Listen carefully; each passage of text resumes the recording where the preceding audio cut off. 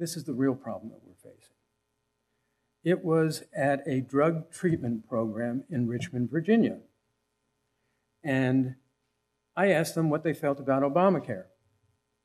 And there was a woman who was about 45 years old who had been a heroin addict for most of her life. She was 2 years clean, and she was working a patch of a farm that an acquaintance had given her.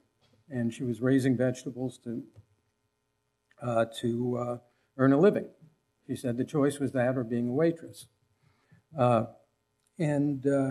She said, I really want Obamacare. I really want it to come.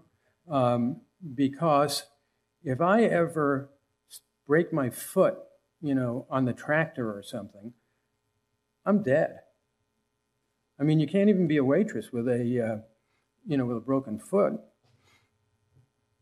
at least at first.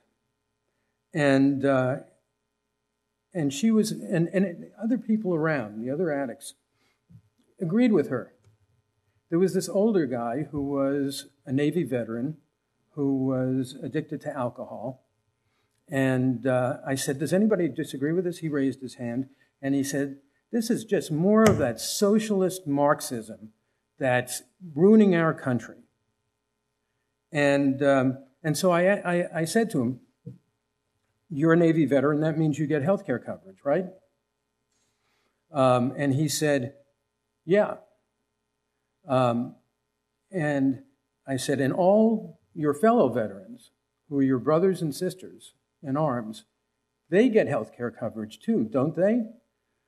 And he began to think I was going in a certain direction, but I wasn't going in that direction. He said, well, we have a right to this because we served. And I said, you're absolutely right. You did. Now let's go back to this woman who's working on the farm. What if the part of the price for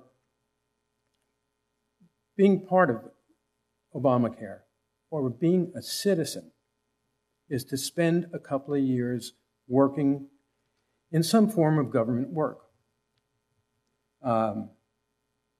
Anything from the military to T-shirt and litter bag stuff. If she had worked for the privilege of getting health care, I just thought of the old Ted Kennedy line, it's a right, not a privilege. Well, it's not. It's neither.